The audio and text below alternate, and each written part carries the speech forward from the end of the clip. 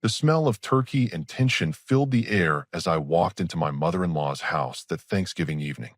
You know that feeling when you can sense something's off before anyone even speaks? That was the vibe hitting me the moment I stepped through the door. My wife had been unusually quiet during the drive over, which should have been my first red flag. Usually she'd be chattering about who would be there, what gossip she'd heard from her family, the usual pre-gathering commentary. Instead, she just stared out the passenger window with this weird little smirk on her face. The dining room was packed with the usual suspects: her parents, her divorced sister, her brother and his wife, plus a handful of cousins and their kids running around. Everyone was already seated when we arrived, which meant we were the center of attention as we found our spots at the overcrowded table. Dinner conversation started normal enough. Football scores, work updates, the kids' school activities. I was actually starting to relax, thinking maybe I'd misread the atmosphere earlier. That's when my wife decided to detonate her little bomb. You know what I'm thankful for this year? She announced loudly, cutting through a conversation about Black Friday shopping plans. The entire table went quiet, all eyes turning to her expectant face. I had a bad feeling about where this was heading, but I just took another bite of stuffing and waited. I'm thankful for finally being honest about my marriage, she continued, her voice getting louder and more dramatic. I mean, why should I keep pretending everything's perfect when it's not? Her mother shifted uncomfortably in her seat. Honey, maybe this isn't the time. But my wife was just getting started. She turned to look directly at me, her eyes gleaming with something that looked almost like excitement. I'm thankful that I can finally say what everyone's been thinking. That my husband here is a complete disappointment in every way. Bedroom and bank account. The silence that followed was deafening. Even the kids stopped talking. I could feel every pair of eyes at that table boring into me, waiting for my reaction. Some looked shocked, others embarrassed. A few seemed almost hungry for drama. I set down my fork calmly, wiped my mouth with my napkin, and looked right back at her. Fair assessment, I said with a slight nod. The confusion on her face was priceless. This clearly wasn't the reaction she'd been expecting. She'd probably imagined me getting angry, defensive, maybe storming out like some wounded animal. Instead, I just agreed with her. What? She stammered. You heard me. Fair assessment. I leaned back in my chair slightly. If that's how you see things, then that's how you see things. Her brother cleared his throat awkwardly. Maybe we should just change the subject? But her divorced sister, the one who'd been through a messy split 2 years earlier, had other ideas. She'd been watching this whole exchange with increasing interest, and now she leaned forward with a sly smile. Well, if you don't want him, she said to my wife, I'll take him. He sounds way better than my ex who actually was useless. At least your husband shows up and pays his share of the bills. The look of pure shock that crossed my wife's face was something I'll never forget. Her mouth actually fell open. This was definitely not part of whatever script she'd been playing out in her head. Excuse me, my wife snapped at her sister. You heard me. You just announced to everyone that you don't appreciate what you have. I'm just saying I wouldn't mind having a man who's reliable and present instead of the deadbeat I was married to. The tension in the room cranked up about 10 notches. My wife's face was turning red. Her parents looked mortified, and I could see her brother trying to signal his wife to do something, anything, to defuse the situation. I stood up slowly, placing my napkin on the table. Well, this has been enlightening, I said, my voice perfectly calm. Thanks for dinner. It was educational. Where are you going? My wife demanded, her voice getting shrill. Home. You ladies can figure out the details without me. As I walked toward the door, I could hear my wife starting to raise her voice at her sister, something about boundaries and respect. Her sister fired right back about honesty and knowing what you have before you lose it. The argument escalated quickly, with other family members jumping in to take sides. I grabbed my jacket from the front closet while the chaos erupted behind me. Voices were getting louder, accusations were flying, and I heard something that sounded like a chair being pushed back forcefully. I walked out to my car with the sound of a full family meltdown echoing from inside the house.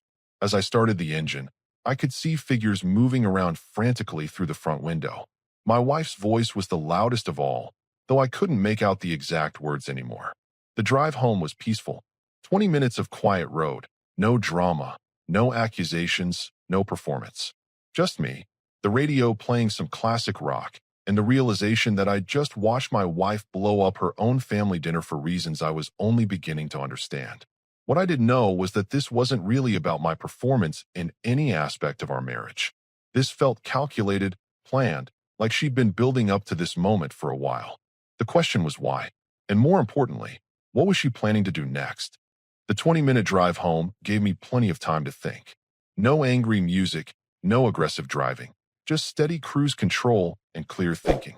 Funny how peaceful it feels when you finally stop pretending everything's fine. I pulled into our driveway expecting an empty house, figuring she'd stay behind to handle the family drama she'd created. But her car was already there. She must have left right after I did, probably speeding the whole way home. I found her pacing in the living room like a caged animal, still in her Thanksgiving dress, but with her heels kicked off in the middle of the floor. The moment I walked in, she whirled around to face me. "What was that supposed to mean?" she demanded. I hung up my jacket calmly. What's supposed to mean? Don't play dumb with me. That whole fair assessment thing. You made me look like an idiot in front of my entire family. I actually laughed. I made you look like an idiot? Let me think about this. You stood up at Thanksgiving dinner and announced to everyone that your husband is a disappointment, in bed and broke. But somehow I'm the one who made you look bad. Her face flushed red. It was just, I didn't mean for it to come out like that. I was just being honest about our problems. No, you were putting on a show. And when your sister called your bluff, you realized how it actually sounded to everyone else. She started pacing again, running her hands through her hair. My sister was completely out of line. She had no right to say what she said. Actually, she had every right. You put our marriage on the table for public discussion. She just responded to your invitation. That's not what I was doing. I sat down on the couch and looked at her steadily. Then what exactly were you doing? Because from where I was sitting, it looked like you were trying to humiliate me in front of your family. Mission accomplished, by the way. She stopped pacing and tried to switch tactics. Her voice got softer, almost pleading. Look, I know it came out wrong. I've just been frustrated lately, and I thought maybe if we could talk about our issues openly. At Thanksgiving dinner? In front of your parents and the kids? Okay, maybe the timing wasn't great. But we do have problems, and we never talk about them. I leaned back and studied her face. What problems are we talking about specifically? She hesitated, like she wasn't expecting me to actually engage with the conversation. Well, we barely talk anymore. We're like roommates. And the intimacy issues. What intimacy issues? Be specific. Another hesitation. She was scrambling now, trying to justify her public outburst with actual complaints. We don't. I mean, it's not like it used to be. When did you last try to initiate anything? Silence. When did you last suggest we do something together? Go out, stay in, have an actual conversation about something other than bills or schedules. More silence. Here's what I think really happened tonight, I said, keeping my voice level.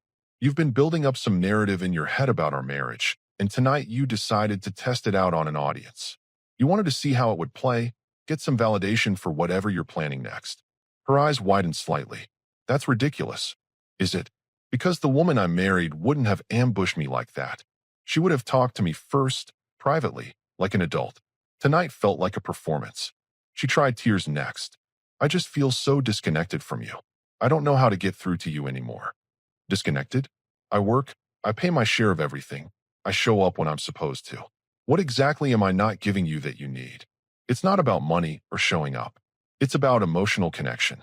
Okay, when's the last time you asked me about my day? My work? What I'm thinking about?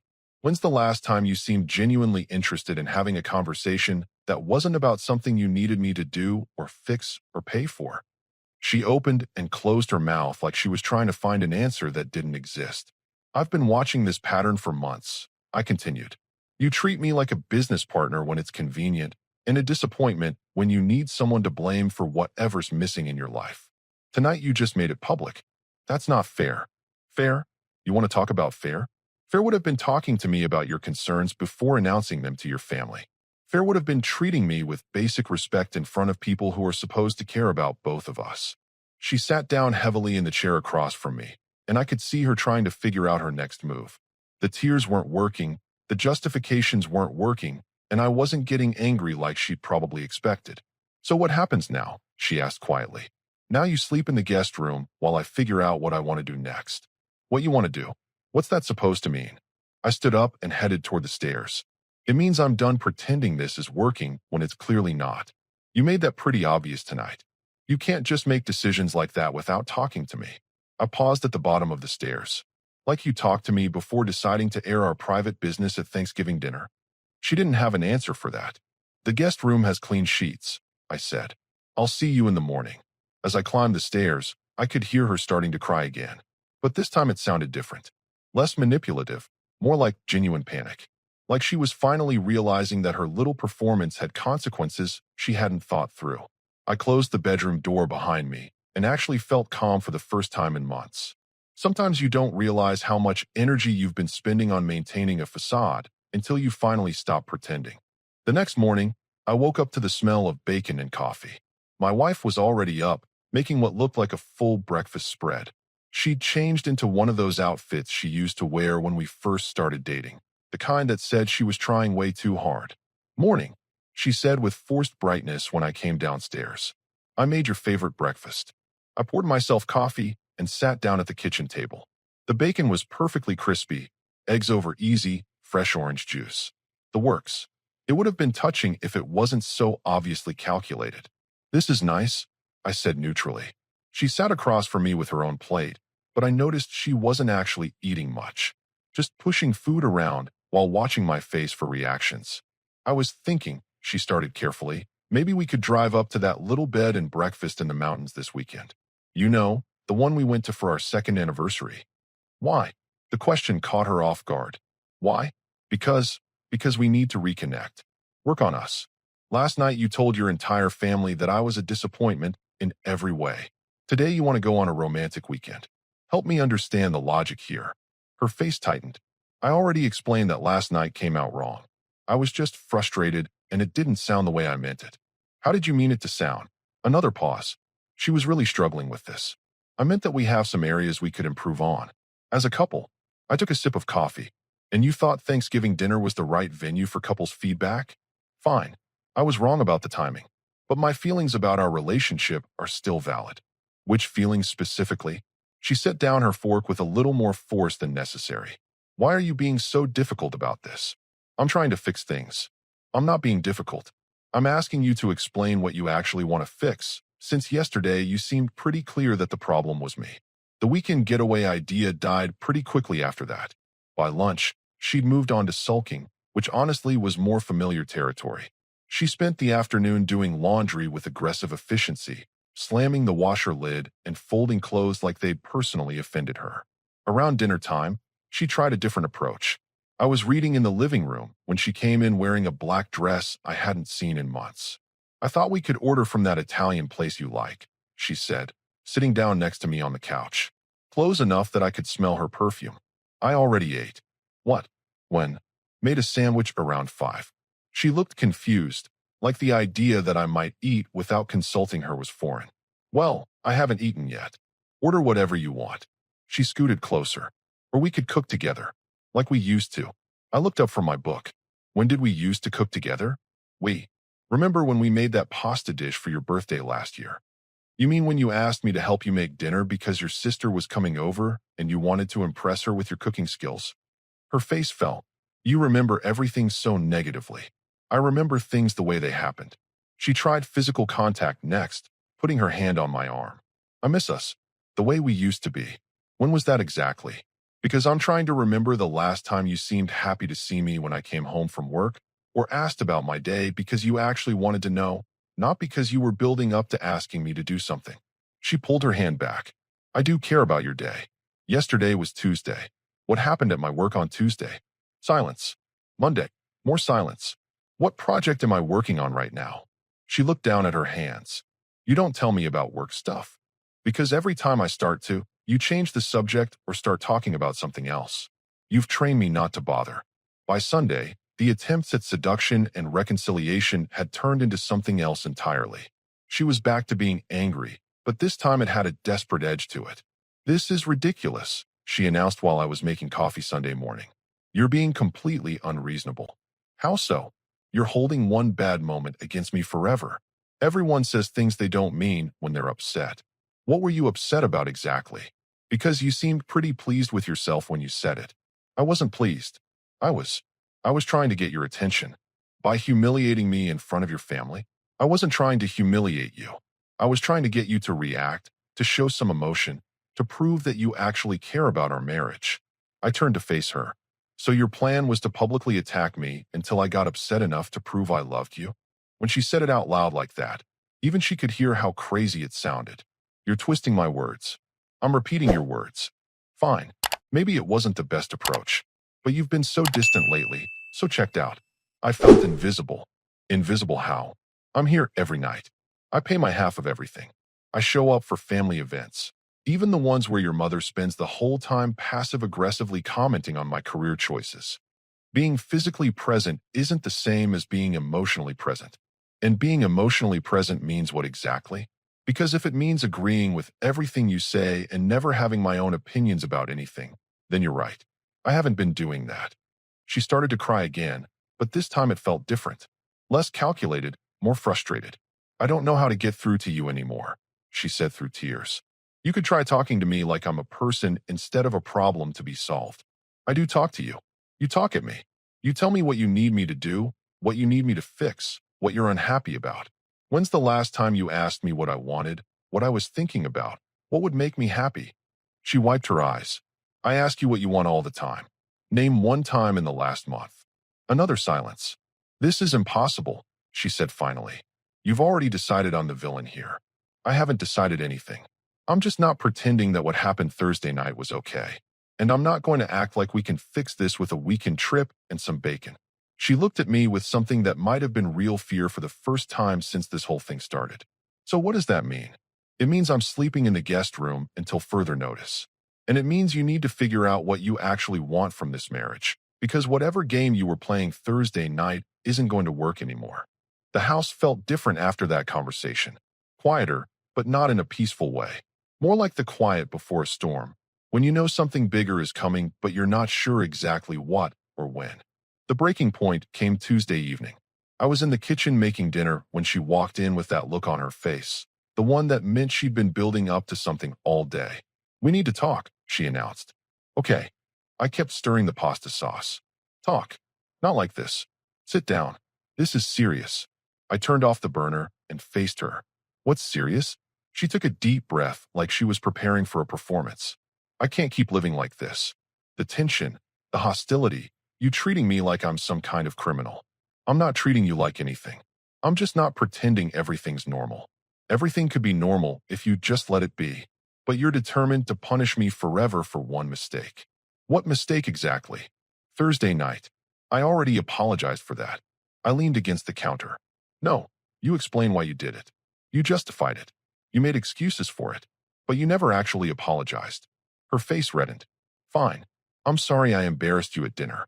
There. Are you happy now? What are you sorry for specifically? I just told you. You're sorry you embarrassed me. Are you sorry you said it?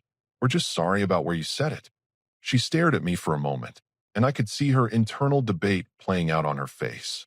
I'm sorry I said it the way I said it, she said finally. But not sorry you said it. I was telling the truth. Maybe not in the right way, at the right time, but the problems I mentioned are real. What problems? Our financial situation. The fact that you're not ambitious enough, not driven enough to really succeed. Now we were getting somewhere. Not ambitious enough for what? For anything. You're content to just coast along in your job, making enough to get by, never pushing for more. More what? More money, more status, more everything. Her voice was getting louder, more heated. Do you see how my sister's husband provides for her? Do you see what my friends' husbands achieve? Oh, I nodded slowly. So this is about keeping up with other people. It's about having goals. About wanting something better. Better than what? We pay our bills. We have a decent house, reliable cars, money and savings. What exactly isn't good enough? It's not about good enough.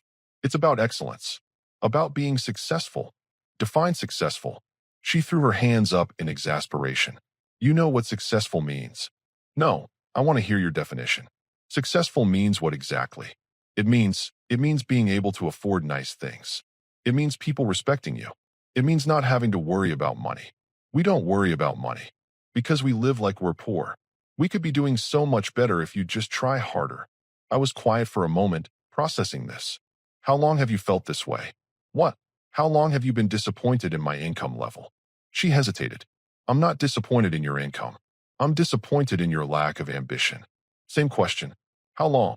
I don't know. A while. Months? Years? Does it matter? It matters to me. Because if you've been unhappy with my career trajectory for years and you never said anything, that's one kind of problem. If this is something new, that's different. She looked uncomfortable. I mentioned it before. When, different times, you just never listened. Give me an example. When the promotion came up at your job last year, I suggested you should go for it. The promotion that would have required traveling 3 weeks out of every month. Yes. And when I said I didn't want to be away from home that much, you said you understood. I was being supportive, or you were being dishonest about how you actually felt. She was quiet for a moment, then seemed to make some internal decision. Fine. You want honesty? I'll give you honesty. Her whole demeanor changed. The tears, the pleading tone, the attempts at manipulation, all of it fell away. What was left was something colder, more calculating. I've been talking to people, she said. Friends, family, my divorce attorney friend. Getting advice about my options. Your options for what? For getting out of this marriage with something to show for it. There it was. Finally, the truth. And what did they tell you? They told me I needed to document your shortcomings. Build a case that you're not holding up your end of the marriage partnership. Partnership. Interesting word choice. That's what marriage is. A partnership. And if one partner isn't contributing equally, contributing what? Money? Because I pay exactly half of everything. Contributing ambition. Drive. The effort to build something better. Better for who? For both of us. No, I said quietly. Better for you. You want a different lifestyle, and you want me to finance it. That's not what this is about. Then what was Thursday night really about? Because this conversation is making it pretty clear. She was quiet for a long moment, and I could see her debating how much to reveal. Thursday was supposed to be documentation, she said finally. Documentation of what? Of you being unsupportive, unresponsive, emotionally unavailable. By provoking me into an angry reaction. By creating a situation where your true character would show. I actually had to admire the calculation behind it. And when I didn't react the way you expected, you made me look like the problem instead of you. Because you were the problem. You were the problem. I'm the problem. I'm trying to motivate you to be better. You're trying to manipulate me into becoming someone different so you can have the lifestyle you think you deserve. There's nothing wrong with wanting more. There's everything wrong with ambushing your husband at Thanksgiving dinner because he won't make enough money to satisfy your social aspirations. The mask slipped completely then. My social aspirations? My friends don't have to explain why their husbands drive 10-year-old cars. They don't have to make excuses for why they can't afford the restaurants everyone else goes to. Nobody asked you to make excuses. I never asked you to explain anything to anyone. You don't have to ask. It's obvious. And it's embarrassing. What's embarrassing is having a wife who thinks love is supposed to come with a salary requirement. She stared at me, breathing hard, and I could see her realizing that she'd just revealed way more than she'd intended to. That's not what I said. That's exactly what you said. You've been planning this divorce because I don't make enough money to fund the lifestyle you want. I haven't been planning anything. You just told me you've been talking to divorce attorneys and building documentation against me. She opened and closed her mouth several times, but no words came out. Here's what I think really happened, I said.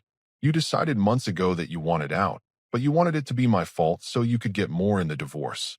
Thursday was supposed to be the beginning of your evidence collection, but when it backfired, you've been scrambling to find another approach. You're paranoid. Am I? Because everything you've done since Thursday makes perfect sense if that's your actual plan. She turned and walked toward the door, then stopped and looked back at me. You know what? You're right. I do want more. I want a husband who's excited about building a future instead of someone who's satisfied with mediocrity. If that makes me the villain in your story, fine. It doesn't make you a villain. It makes you someone who married the wrong person. She stared at me for a moment longer, then left the room. I heard her footsteps on the stairs, then the sound of the bedroom door slamming. I turned the burner back on and finished making dinner. For one. The next morning, I was having my coffee when my phone rang. The caller ID showed my sister-in-law's name, my wife's divorced sister from the Thanksgiving disaster. Hey, I answered, curious why she'd be calling me directly. I hope it's okay that I'm calling. I got your number from Mom's contact list. Sure. What's up? I wanted to apologize for Thursday night. That whole thing got way out of hand. You don't need to apologize. You weren't the one who started it. No, but I definitely made it worse with my comment about taking you if she didn't want you. I was just so shocked by what she said that I reacted without thinking. Honestly, your reaction was probably the most honest thing said at that table all night. There was a pause. Can I ask you something? Go ahead. Has she been preparing you for this? The divorce, I mean. That got my attention. What makes you think there's going to be a divorce? Because she's been talking about it for months. To Mom, to me, to pretty much everyone in the family. I thought you knew. I set down my coffee cup. She's been talking about divorce for months. She's been building a case, basically, telling everyone how unsupportive you are, how you don't make enough money, how you're holding her back from her potential. And what did everyone say to that? Most people just listened and tried to be supportive. But honestly, a lot of us were confused because from the outside, you guys seemed fine. You show up to everything. You're polite to everyone. You seem like a decent guy. But she was painting a different picture. Completely different. According to her version, you're this lazy, unambitious guy who refuses to better himself and drags her down with you. I was quiet, processing this information. The thing is, she continued, I went through a divorce 2 years ago, remember? So I know what it looks like when someone's building a narrative to justify leaving. And that's exactly what she's been doing. Did she ask you to back up her story? Not directly, but she kept bringing up my situation, comparing you to my ex. Except the comparisons never made sense because my ex was actually a deadbeat. He didn't work, didn't contribute, disappeared for days at a time. You're nothing like that. But she was trying to create similarities. Exactly. And Thursday night felt like her grand finale, you know? Like she was expecting you to have a meltdown that would prove all her points. Instead, I just agreed with her. She laughed. That was brilliant, by the way. The look on her face when you said fair assessment was priceless. She had no idea what to do with that response. Where is she now? Still at your parents'? She left Friday morning, but not before having a complete breakdown about how I'd ruined everything and how the family was taking your side against her. Are you taking my side? I'm taking the side of honesty. And honestly, if she's this unhappy with her marriage, she should just leave instead of trying to make you the villain. After we hung up, I sat there thinking about everything she'd told me. My wife had been planning this for months, building a case against me with her family, setting up Thursday night as some kind of proof of my inadequacy. But she'd miscalculated badly. Instead of getting the angry, defensive reaction she needed for her narrative, she'd gotten calm agreement. Instead of family support for her victim story, she'd gotten called out by her own sister. I was still thinking about this when my wife came downstairs. She looked like she hadn't slept much. We need to talk, she said. Okay. I've been thinking about what you said last night. About me marrying the wrong person. And maybe you're right. Maybe we just want different things out of life. I nodded. Maybe we do. So what do we do about it? I guess that depends on what you want to do about it. She sat down across from me at the kitchen table. I think we should consider a trial separation. A trial separation. Or an actual separation. What's the difference? A trial separation suggests we're trying to work things out. An actual separation suggests we're not. She was quiet for a moment. I don't know if we can work this out. Because I don't make enough money? Because we have fundamentally different values about success and ambition. And by success and ambition, you mean money. I mean wanting to build something. Wanting to grow. Wanting more than just getting by. And you think I don't want those things. Do you? I leaned back in my chair. I want to be happy. I want to be with someone who values what I contribute instead of focusing on what I don't. I want to not have to justify my career choices to my wife's family at holiday dinners. That's not what I was doing. That's exactly what you were doing. And according to your sister, you've been doing it for months. Her face went white. You talked to my sister? She called me this morning. Wanted to apologize for Thursday night. What did she tell you? Everything. About the months of conversations where you've been building your case against me. About how you've been telling everyone I'm lazy and unambitious. About how Thursday was supposed to be your proof. She stared at me in shock. She had no right to tell you that. She had every right. Especially since you've been using her divorce as a comparison point for ours. I wasn't using her divorce as anything. Really? Because she remembers it differently. She remembers you comparing me to her deadbeat ex-husband quite a bit. My wife's face crumpled. I was trying to get perspective on my situation. Your situation. Not our situation. Your situation. Yes, my situation. I'm the one who's unhappy. Then leave. The words hung in the air between us. What? If you're this unhappy, if I'm such a disappointment, if you've been planning this for months anyway, then just leave. Stop trying to make it my fault and just go. I can't just leave. There are legal considerations, financial implications. Ah, there it is. There what is? The real reason you've been building a case instead of just filing for divorce. You want me to be the bad guy so you can get a better settlement. That's not. I mean, I have to think about my future. Your future, not our future. She was crying now, but it wasn't the manipulative crying from before. This seemed more like genuine panic. I don't know what to do, she said through tears. I thought if I could just get you to see how much potential you're wasting. You thought you could change me into someone else. Someone who makes more money and cares about the same status symbols you care about. Is that so wrong? It's wrong to marry someone thinking you can fix them. It's wrong to plan a divorce while pretending to work on a marriage. And it's definitely wrong to ambush your husband at Thanksgiving dinner because your manipulation isn't working fast enough. She wiped her eyes. So what happens now? Now you decide what you actually want. If you want to try to work on this marriage, the real marriage, with the real me, not some fantasy version you've been trying to create, then we can talk about that. If you want out, then we'll handle that like adults. And if I choose to leave, then you leave. But you don't get to rewrite history to make yourself feel better about it. You don't get to pretend I'm the villain because I wouldn't become someone else for you. She stared at me for a long moment. You're really not going to fight for this, are you? Fight for what? Fight to convince you that I'm good enough? Fight to prove that my contribution to this marriage has value? I'm done fighting for someone who's already decided I'm not worth fighting for. That's not fair. No, what's not fair is spending months planning to leave someone while making them think you're trying to improve the relationship. She got up from the table and headed toward the stairs, then stopped and turned back. For what it's worth, she said quietly, I did love you. I wanted more. I know you did. But more what exactly? More money? More status?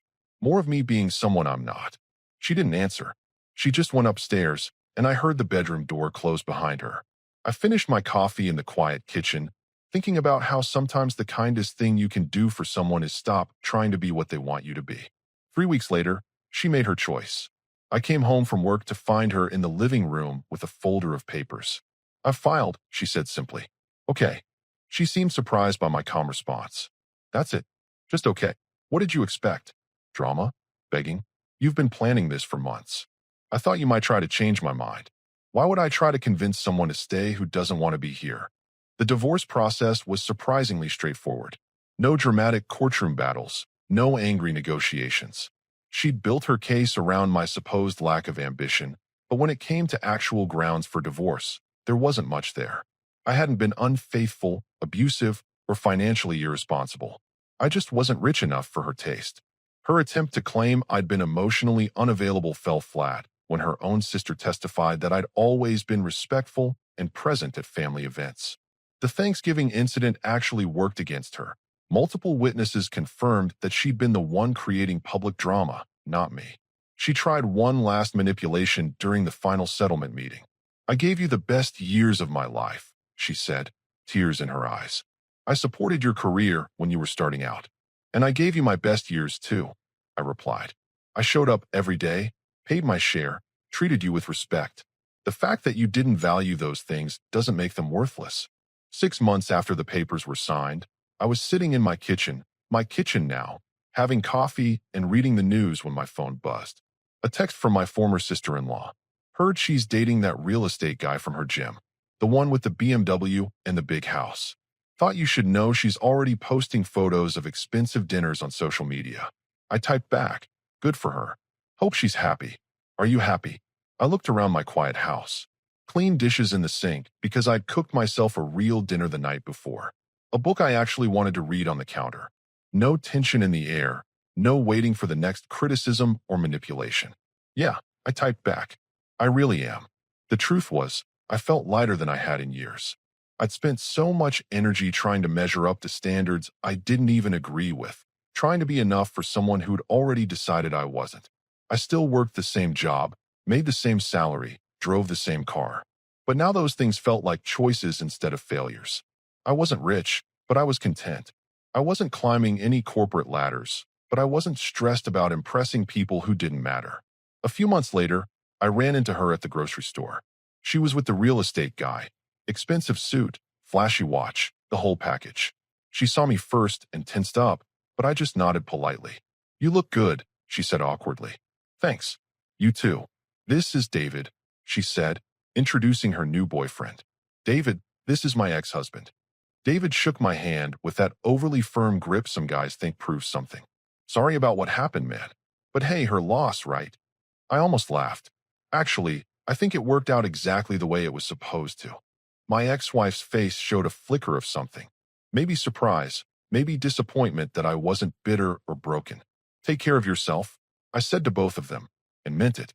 Walking to my car, I realized I felt genuinely grateful for how everything had turned out.